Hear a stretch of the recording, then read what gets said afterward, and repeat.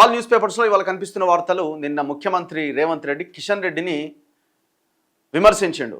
So target Kishan Reddy లాగా నిన్న ఆయన ప్రసంగం కొనసాగింది. దానికి నన్ను ఆపేవాడు ఎవడు ఇంకా పుట్టలేదు, కేసీఆర్ భాష లెక్కనే నీ భాష కూడా ఉన్నది, మార్చుకో అని కిషన్ రెడ్డి దానికి కౌంటర్ ఇస్తున్నాడు.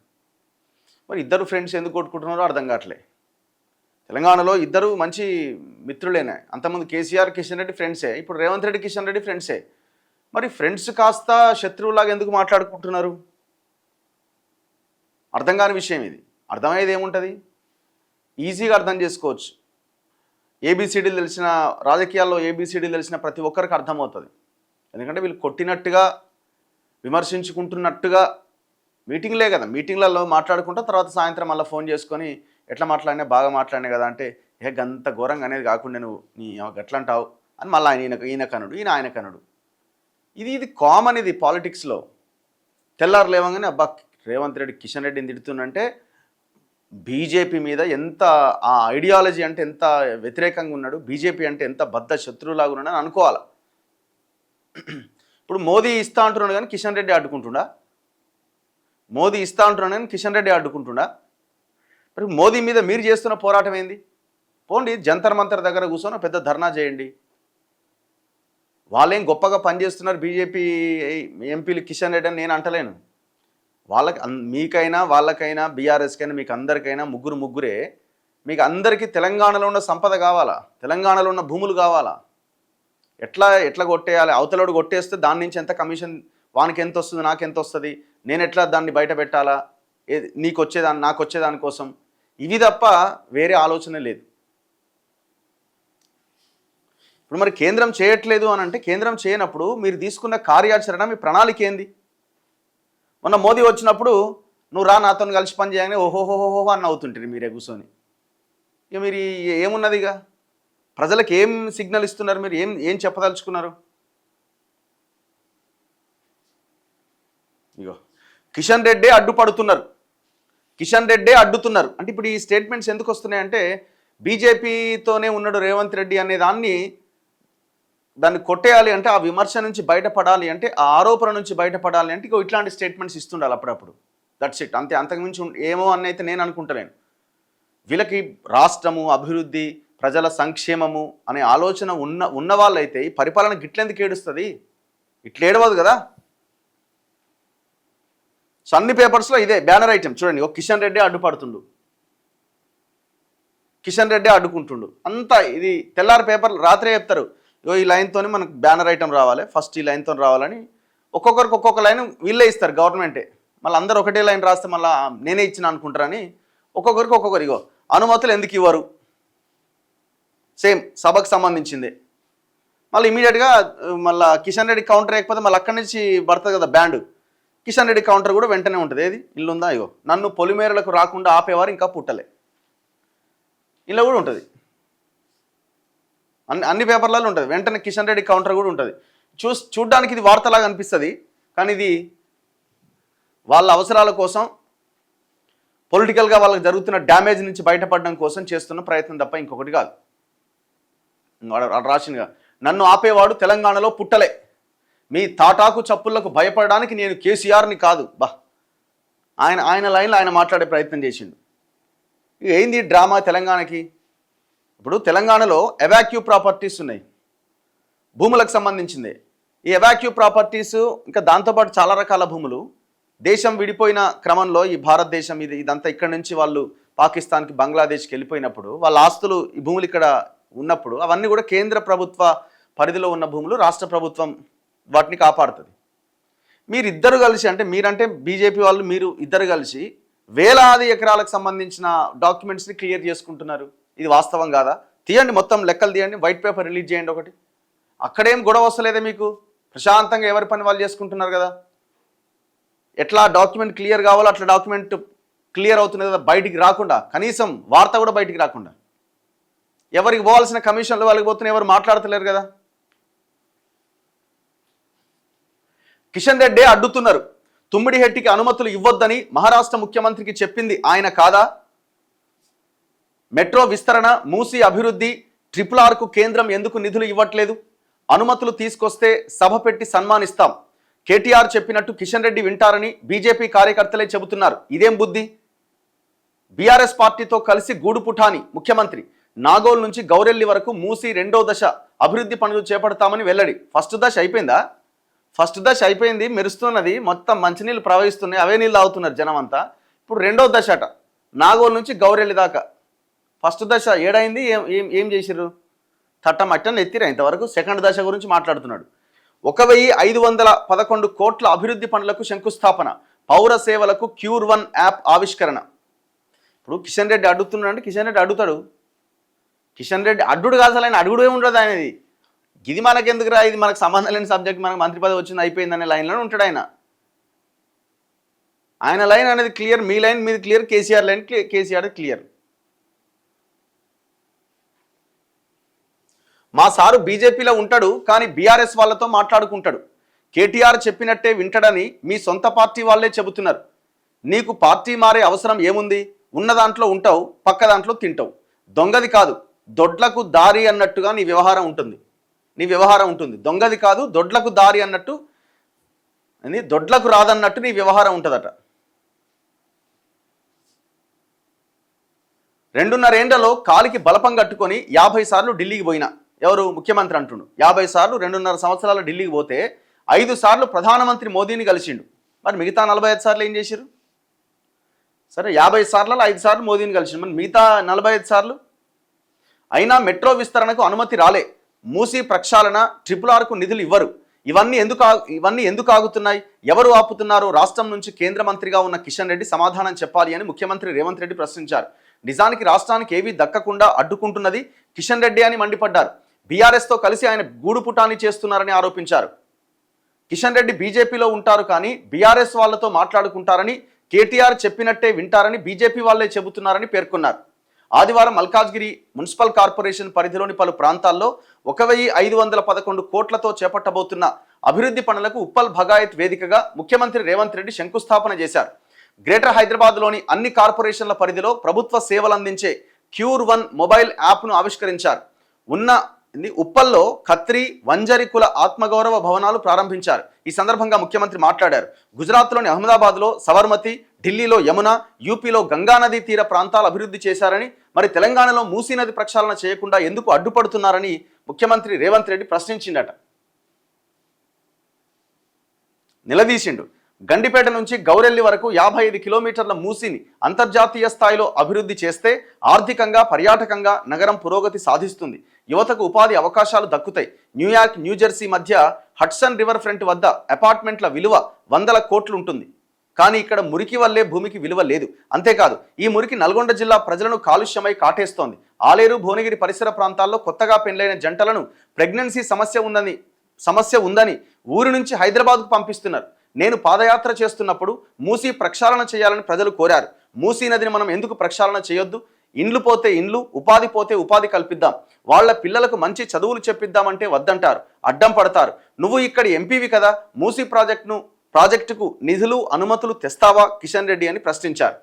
ఇప్పుడు పాయింట్ ఏంటంటే, అందులో ఆ మూసీ ప్రక్షాళన అంటే ఏంది? నువ్వు ప్రక్షాళనని పక్కన పెట్టి సుందరీకరణ అంటున్నావు. సమస్య అదే కదా ఇప్పుడు వచ్చింది. ప్రక్షాళన చేయాలి అని అంటే ఆ ఉన్నటువంటి దాంట్లో ఆ కన్స్ట్రక్షన్స్ ఏవైతే పేద ప్రజలకు సంబంధించినవి ఒకవేళ తీసినా వాళ్ళకి సాటిస్ఫై అయ్యేలాగా, వాళ్ళని సంతృప్తి పరిచేలాగా వాళ్ళకి ఇంకొక దగ్గర అకామిడేట్ చేసి ఆ కబ్జాలన్నింటినీ తొలగించే ప్రయత్నం చేసి ఫస్ట్ నువ్వు ఎవరి మీద ఫోకస్ చేయాలి? పెద్ద పెద్ద వాళ్ళ మీద ఫోకస్ చేయాలి. వాళ్ళని వదిలేసి పెద్ద పెద్ద అపార్ట్మెంట్లని. మేము లాస్ట్ టైం పోయినాం, శ్రీ ఆదిత్య అనే కంపెనీ వాడు పెద్ద కన్స్ట్రక్షన్, అది మూసీ మీదనే కట్టిండు. మరి ఇంతవరకు వాడి మీద యాక్షన్ ఉందా? మరి ఎవడు అడ్డుకుంటున్నాడు వాడిని అక్కడి నుంచి వాడిని గూలగొట్టడానికి? చాలా ఏరియాల్లో ఇదే మూసి పరివాహక ప్రాంతాల్లో సంవత్సరం కింద పేదోళ్ళ ఇల్లు గులగొట్టినావు. మరి వాడిని ఎందుకు గులగొడతలేవు? వాళ్ళకి మాత్రం పర్మిషన్స్ ఇస్తారు, ఇంకా పనులు జరుగుతూనే ఉన్నాయి. ఇప్పుడు మేమేం అడుగుతున్నాం అంటే, సుందరీకరణ తర్వాత ఫస్ట్ నువ్వు ఆ మురికి నీటిలో మంచినీళ్ళు ప్రవహించేలాగా చేయి కదా. ఆ ప్రయత్నం ఎందుకు చేస్తలేవు? చెరువుల నుంచి, నాలాల నుంచి, ఇండ్ల నుంచి వస్తున్న డ్రైనేజీ అందులో కలుస్తున్నది కదా. ఫార్మా ఇండస్ట్రీ నుంచి వచ్చే డ్రైనేజ్ అంతా ఆ కెమికల్స్ అన్నీ వచ్చి అందులో కలుస్తున్నాయి కదా. ఎంత దారుణంగా ఉంది. ఫస్ట్ వాటిని ఆపే ప్రయత్నం చేయి కదా. ఆ ప్రయత్నం చేయకుండా నేను సుందరీకరణ చేస్తా, ఉపాధి కల్పిస్తా, భూముల రేటు పెరుగుతాయి, ఇది అంతెందుకు? ఇప్పుడు మీరు ఏదైతే అంటున్నారు కదా, కొత్తగా పెళ్ళైన జంటలకు భువనగిరి ప్రాంతంలో ప్రెగ్నెన్సీ సమస్య వస్తే హైదరాబాద్కు పంపిస్తున్నారని సుందరీకరణ చేస్తే పోతుందా? అది మంచినీళ్ళు అందులో పోయేలాగా చేస్తే పోతుందా సమస్య? ఇప్పుడు ఇదంతా కిషన్ రెడ్డి అడ్డుకుంటున్నాట. ఇప్పుడు రేవంత్ రెడ్డి అంటుండు ఇదంతా చేద్దామని అనుకుంటే ఇంకేమంటుండు, చదువుకట మంచి చదువులు చెప్పిద్దామంటే కూడా అడ్డుకుంటున్నారట. ఎక్కడి చదువులు, ఎక్కడి కథ? ఆయన టీపీఎస్ స్కూళ్ళు పెట్టాలి అని మాట్లాడి దాన్ని ఎగ్జిక్యూట్ చేయండి, బడ్జెట్లో పెట్టండి అన్న ఆకునూరు మురళిని బయటికి తోసేస్తుంది. ఆయన రిజైన్ చేసిండు ఇక 3 నెలల ముందే. మరి ఆయన ఆయన ఆయన ఆయన ఎందుకు రిజైన్ చేయాల్సి వచ్చింది? నువ్వు చేయట్లేదు కాబట్టి. మళ్ళీ పిల్లలకు మంచి చదువులు చెప్పిద్దాం. ఎక్కడున్నాయి మంచి చదువులు? అసలు మీరు కేటాయిస్తున్న బడ్జెట్ ఎంత? ఇప్పుడు ఇదంతా బీజేపీ వాళ్ళకి సోయ ఎక్కడిది? వాళ్ళకి అసలు సోయలేదు కదా. వాళ్ళకి తెలంగాణ అంతా సోయ ఎక్కడిది? తెలంగాణ మీద ఇది ఎక్కడిది? పోనీ నిన్ను గెలిపిస్తే నీకేమన్నా ఉందా? నీకు కూడా లేదు కదా. ఇప్పుడు బీజేపీ అంటున్నావు, మరి బీజేపీ చేయనప్పుడు బీజేపీ మీద మీరు చేస్తున్న పోరాటం ఏంటి? 50 సార్లు పోయి 5 సార్లు మోదీని కలిసినావు, ఆయన ఇక్కడికి వచ్చినప్పుడు కలిసినావు, నవ్వుకున్నారు, అంత బాగానే ఉన్నది. మరి యాక్షన్లోకి దిగాలి కదా మీరు. ఇంతవరకు ఏ ఇష్యూ మీద మీరు కొట్లాడిరు? కేంద్రం మీద. ఇక బీఆర్ఎస్ వాళ్ళది వాళ్ళ లెక్క, వాళ్ళ కేసులు, వాళ్ళ కథ, వాళ్ళు చేసిన అవినీతి అక్రమాలతో వాళ్ళు కనీసం బయటకు కూడా వెళ్ళలేని పరిస్థితులు వాళ్ళు ఉన్నారు. ఢిల్లీ తర్వాత హైదరాబాద్ మెట్రో 2వ స్థానంలో ఉండేదని ఇప్పుడు 9వ స్థానానికి పడిపోయిందని రేవంత్ రెడ్డి గుర్తు చేశారు. 122 కిలోమీటర్ల మేర మెట్రోను విస్తరించాలని ప్రయత్నిస్తుంటే దాదాపు అన్ని అనుమతులు వచ్చాక ఇక్కడి నుంచి కేంద్ర మంత్రిగా పనిచేస్తున్న ఆయన అడ్డుపడడంతో అర్ధాంతరంగా ఆపే పరిస్థితి వచ్చింది. తెలంగాణలో 75 లక్షల టన్నుల ధాన్యాన్ని రాష్ట్ర ప్రభుత్వం కొనుగోలు చేసిందని, కేంద్రం అందులో 50 లక్షల టన్నులే సేకరిస్తామంటే మిగతా 25 లక్షల టన్నులు ఏం కావాలి అని నిలదీశారు.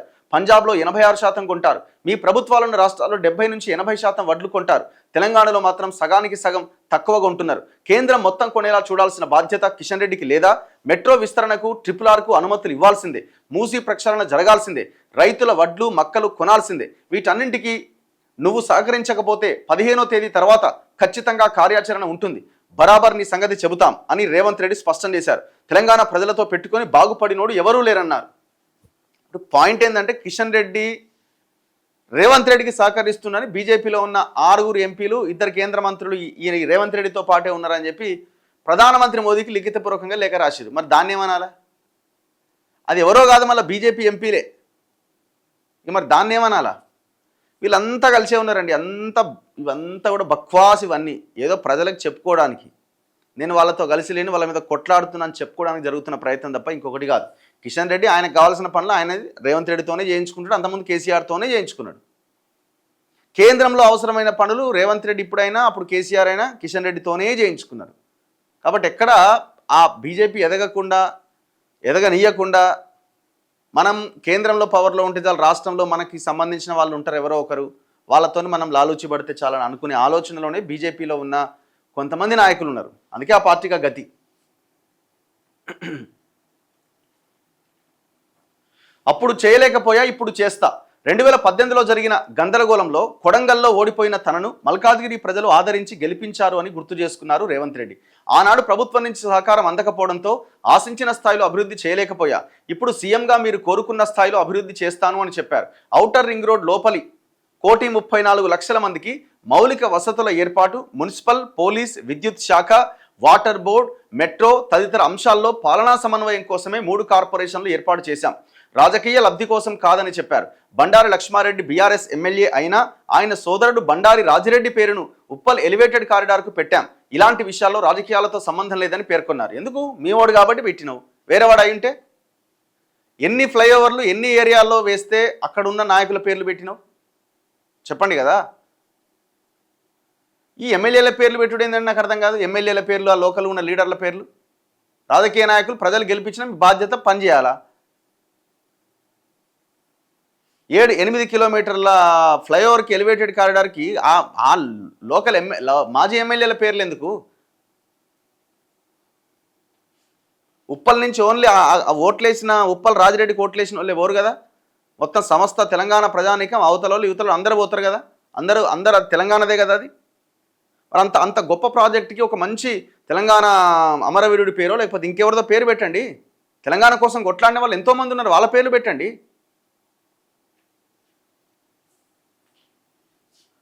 ఒకవేళ రాజిరెడ్డి కాకపోతే రాజయ్య ఉంది అనుకో, ఆడ కథమే, ఇక పేరు కనీసం గుర్తు కూడా రాదు. ఇక ఇప్పుడు రాజిరెడ్డి కాకుండా బండారు రాజయ్య అని ఎమ్మెల్యే ఉన్నాడు అనుకుందాం ఫర్ ఎగ్జాంపుల్, ఓ ఎస్సీఓ దళితులో బీసీఓ ఉందనుకుందాం, అసలు పొరపాటున కూడా ఆ పేరు ఎత్తిటోడు కాదు.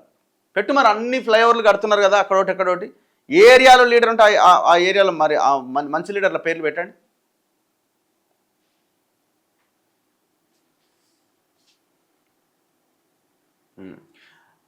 నాగోల్ నుంచి గౌరెల్లి వరకు రెండో విడత, గండిపేట నుంచి గాంధీ సరోవర్ వరకు మొదటి విడతలో మూసీ నది ప్రక్షాళన జరుగుతోందని ముఖ్యమంత్రి చెప్పారు. నాగోల్ నుంచి గౌరెల్లి వరకు రెండో విడత పనులు చేపడతామన్నారు. ఈ ప్రాంతంలో భూ సమీకరణ సమస్యలను పరిష్కరించాలని స్థానిక ప్రజాప్రతినిధులు మాజీ ఎమ్మెల్యేలను కోరారు. 100 రోజుల్లో ఫేజ్ 2 పనులు ప్రారంభించేలా అంచనాలు సిద్ధం చేయాలని అధికారులను ఆదేశించారు. ఎప్పుడు తన కార్యక్రమం ఏర్పాటు చేసినా కుడివైపు ఆడబిడ్డలకు కుర్చీలు వేసి ఎడమవైపు యువ సోదరులకు కుర్చీలు వేయాలని అధికారులకు సూచించిందట. ఉప్పల్ భగాయత్ కార్యక్రమంలో మహిళలను వెనక వరుసలో కూర్చోబెట్టి రాజకీయ నాయకులను ముందు వరుసలో కూర్చోబెట్టడాన్ని ప్రస్తావిస్తూ ఈ సూచన చేశారు. ఆడబిడ్డలు నిండు మనసుతో ఆశీర్వదించినందుకే జెడ్పీటీసీ నుంచి ముఖ్యమంత్రి స్థాయికి ఎదిగానని చెప్పిండట. ఏదో అదో డ్రామా ఏముంటుంది. మీ పార్టీకి ఎప్పుడైనా పనిచేశారా? తాను పుట్టింది బీజేపీలోనే, చచ్చేది బీజేపీలోనే అని కిషన్ రెడ్డి అంటున్నాడు. నిజమే, అండ్లనే ఉంటావు, చీకట్ల యువతలోని సహకారం తీసుకుంటావు. అంటే ఎవరిది? నీదా? కేసీఆర్దా? ఇప్పుడు కేసీఆర్ అధికారంలో ఉన్నప్పుడు కేసీఆర్ సహకారం తీసుకున్నాం. మరి రేవంత్ రెడ్డి అధికారంలో ఉన్నప్పుడు రేవంత్ రెడ్డి సహకారం తీసుకుంటలేడా? తీసుకుంటున్నాడు అని ఆ పార్టీ ఎంపీలే మోదీకి కంప్లైంట్ చేసిరు. చెప్పాలి. నువ్వు నీ పార్టీకి ఎప్పుడైనా పనిచేసావా? మా సార్ బీజేపీలో ఉంటాడు కానీ బీఆర్ఎస్ వాళ్ళతో మాట్లాడుకుంటాడు, కేటీఆర్ చెప్పినట్టే వింటాడు అని మీ సొంత పార్టీ వాళ్ళే చెబుతున్నారు. నీకు పార్టీ మారే అవసరం ఏముంది? ఉన్న దాంట్లో ఉంటావు, పక్క దాంట్లో తింటావు. దొంగది కాదు, దొడ్లకు రాదన్నట్లుగా నీ వ్యవహారం ఉంటుంది అని ఎద్దేవా చేశారు. అనుమతి తీసుకొని తుమ్మిడిహెట్టి దగ్గర ప్రాజెక్టు కడదామంటే మహారాష్ట్ర ముఖ్యమంత్రిని తప్పించుకొని తిరుగుతున్నారని రేవంత్ రెడ్డి చెప్పారు. ఇదేమిటని కనుక్కుంటే అనుమతులు ఇవ్వొద్దని కిషన్ రెడ్డి చెప్పారని మహారాష్ట్ర ముఖ్యమంత్రి ఆఫీస్ నుంచి సమాచారం వచ్చిందట. ఇదెక్కడి బుద్ధి కిషన్ రెడ్డి అని ప్రశ్నించారు. కిషన్ రెడ్డి అన్ని ప్రాజెక్టులకు అనుమతులు తీసుకొస్తే ఎల్బీ స్టేడియంలో భారీ సభ పెట్టి సన్మానించి గండపెండేరం తొడుగుతామని చెప్పారు. తెలంగాణకు సహకారం అందించాలని, చీకట్లో బీఆర్ఎస్తో కలిసి గూడుపుటాన్ని చేయొద్దని సూచించారు. ఎన్నికలు వచ్చినప్పుడు 6 నెలలు రాజకీయాలు చేద్దాం, మిగతా సమయం అంతా కష్టపడి నగరాన్ని అభివృద్ధి చేసుకుందాం. ఎన్నికలు వచ్చినప్పుడు 6 నెలలు రాజకీయం చేద్దాం, ముందు 5.5 సంవత్సరాలు 4.5 ఏళ్ళంతా పంచుకొని తిందాం. ఇదే వీళ్ళ పాలసీ.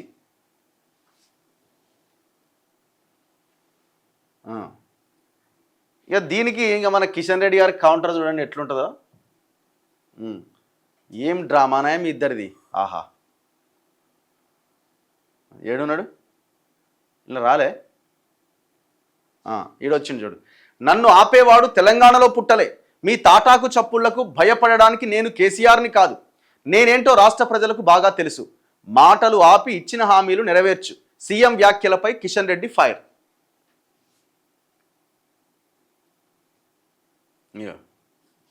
నిన్న యాదగిరిగుట్ట లక్ష్మీ నరసింహస్వామిని దర్శనం చేసుకున్నట. ఆ సందర్భంగా మాట్లాడిండు. రాష్ట్ర పొలిమేరలు దాటనివ్వకుండా తనని ఆపగలిగే వ్యక్తి ఇంకా తెలంగాణ గడ్డపై పుట్టలేదని కేంద్ర బొగ్గు గనుల శాఖ మంత్రి కిషన్ రెడ్డి అన్నారు. ఏ అంశంపై ఎక్కడ చర్చ పెట్టినా పాల్గొనడానికి తాను సిద్ధమని ముఖ్యమంత్రి రేవంత్ రెడ్డికి సవాల్ విసిరారు. చలో మరి కుసోరి, ఇద్దరు ఏదైనా ఒక దగ్గర ఒక వేదికను చూసుకొని కుసోరి. రాష్ట్రంలోని ప్రాజెక్టులకు కేంద్రం సహకరించకపోతే కిషన్ రెడ్డి పొలిమేర దాటబోరంటూ ముఖ్యమంత్రి రేవంత్ రెడ్డి చేసిన వ్యాఖ్యలపై కిషన్ రెడ్డి తీవ్రంగా స్పందించారు. ఇప్పుడు నేనేమంటున్నా, కిషన్ రెడ్డి హైదరాబాద్లోనే ఉన్నాడు, రేవంత్ రెడ్డి హైదరాబాద్లోనే ఉన్నాడు. ఇప్పుడు ఈయనేమో అమెరికాలో లేడు, ఈయనేమి ఎక్కడో హిమాలయాల్లో లేడు. ఆయన ఈడికి రావడానికి, ఈయన హైదరాబాద్ రావడానికి ఇద్దరు పక్కపక్కనే 10 కిలోమీటర్ల దూరంలో ఉన్నారు. మరి మీరు మాట్లాడుకోవడానికి ఇబ్బంది ఏముంది? అసలే మరి సంబంధమే లేదు, ఆయన కనబడతలేడని, ముఖమే దొరకలేదు అన్నట్టు ఈయన, నువ్వేడున్నావు అసలు ఈడ లేనలేవన్నట్టు ఆయన. ఏంది డ్రామా? మీరు ఎంత రెచ్చగొట్టినా రెచ్చిపోయే వ్యక్తిని కాను. మీ తాటాకు చప్పులకు భయపడే కేసీఆర్ను నేను కాదు. నేనేంటో తెలంగాణ ప్రజలకు తెలుసు. 12 పార్టీలు తిరిగి ఈ పార్టీలో చేరలే. నేను పుట్టింది బీజేపీలోనే, చనిపోయేది ఈ పార్టీలోనే అంటూ సీఎం రేవంత్ రెడ్డిపై కిషన్ రెడ్డి ఆగ్రహం వ్యక్తం చేశారు. ప్రజా సమస్యలపైన ధర్నాలు, పోరాటాలు చేసి తాను ఈ స్థాయికి ఎదిగాను. కాంగ్రెస్ బీఆర్ఎస్ నేతలకు వ్యక్తిగత దూషణలు చేసుకోవడం తప్ప పనిచేసే అలవాటు లేదని ఎద్దేవా చేశారు. రాష్ట్రానికి తాను ఏం చేశానో చెప్పేందుకు తనకు రేవంత్ రెడ్డి సర్టిఫికెట్ అవసరం లేదని స్పష్టం చేశారు. రాహుల్ గాంధీ ఈ జన్మలో ప్రధానమంత్రి కాలేరు అని ఈ సందర్భంగా పేర్కొన్నారు. రాహుల్ నాయకత్వ వైఫల్యం వల్ల కాంగ్రెస్ పార్టీకి రాష్ట్రాల్లో గుండుసున్నా ఫలితాలు వస్తున్నాయని ఎద్దేవా చేశారు. ఇక 6 గ్యారంటీలు ఏమయ్యాయి? వడ్లకు బోనస్ ఇవ్వలేదు, రుణమాఫీ అరకొరే చేశారు, నిరుద్యోగ భృతి ఏమైంది, బీసీలకు 1,00,000 కోట్లు ఏమైంది అంటూ రేవంత్ రెడ్డిని కిషన్ రెడ్డి నిలదీశారు. కేంద్ర ప్రభుత్వ ఆధ్వర్యంలోని ఆర్థిక సంస్థలు అప్పులిస్తే గానీ రాష్ట్ర ప్రభుత్వానికి పూట గడిచే పరిస్థితి లేదు. రేవంత్ మాటలు కొండలు కోటలు దాటుతున్నాయి, చేతలు మాత్రం సచివాలయం గేటు దాటట్లే. తెలంగాణ రాజకీయ ప్రస్థానంలో అధికారం మారినా ప్రజల ఆకాంక్షలు మాత్రం నెరవేరట్లేదని ఆవేదన వ్యక్తం చేశారు.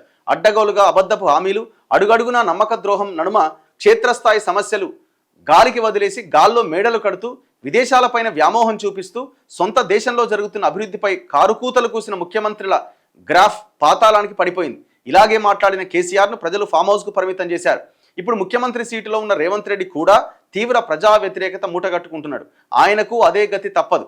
ఇప్పటికైనా రాష్ట్ర ప్రజలకు ఇచ్చిన హామీలు నెరవేర్చాలని, లేదంటే దళితులు, బీసీలు ముఖ్యమంత్రి ఇంటి ముందు ధర్నా చేస్తారని రేవంత్ రెడ్డిని ఈ సందర్భంగా హెచ్చరించారు. ఇది కూడా గదే. నీదేముంది? తెలంగాణకు నువ్వు తెచ్చిన నిధులేంది? నువ్వు తెచ్చిన కథ ఏంది? తెలంగాణ ఈ దేశానికి ఎంత ట్యాక్సులు కడుతున్నది కేంద్రానికి? మనకొస్తున్న పైసలు కానీ, నిధులు కానీ, ఇది కానీ పథకాల రూపంలో ఏమి ఇస్తున్నారు?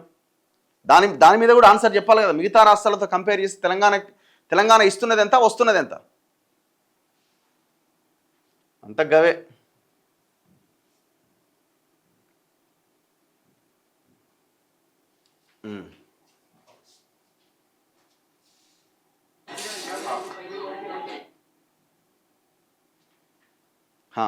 ఈటల అరవింద్ ఫ్లెక్సీలు పెట్టిన వారు దొరికారు, వారి వెనుక ఒక నాయకుడు ఉన్నాడని బయట టాక్ ఉంది. నిజమేనా? ఇక నిజమే మరి. నిజమే కదా. ఆయన ఎవరు? కంటోన్మెంట్ బోర్డులో మాజీ మెంబర్ ఆయన రామకృష్ణ అనేటనే దొరికిన ఆయన. A1 చూపిస్తా.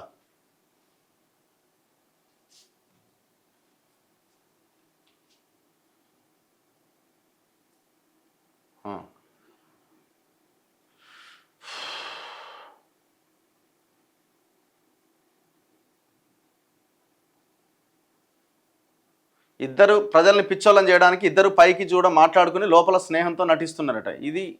ఇప్పుడు అది ముందు నుంచి ఉన్నదండి. వాళ్ళు ఇప్పుడు హార్డ్ కోర్ కాంగ్రెస్ వాళ్ళ పనులు జరిగాయి కానీ తెలంగాణలో బీజేపీ వాళ్ళే బీఆర్ఎస్ వాళ్ళే అవుతున్నాయి. ముందు నుంచి ఇదే చెప్తున్నా కదా. ఇప్పుడు పాయింట్ ఏంటంటే రేవంత్ రెడ్డి అంటుండు కిషన్ రెడ్డి కేసీఆర్తో పనిచేస్తున్నాను. కిషన్ రెడ్డి కేసీఆర్తో పనిచేసిండు, ఇప్పుడు రేవంత్ రెడ్డితో పనిచేస్తుండు. ఇది నేను అంటలేను. బీజేపీ 6 ఎంపీలు పోయి ప్రధానమంత్రికి లెటర్ రాస్తే లిఖితపూర్వకంగా సంతకాలు పెట్టి కాదని చెప్పమనండి. ఇప్పుడు వీళ్ళు గుళ్ళకు పోతారు కదా, తడి బట్టలు పొమ్మనండి ఎవరినన్నా, మేము రాయలేదని.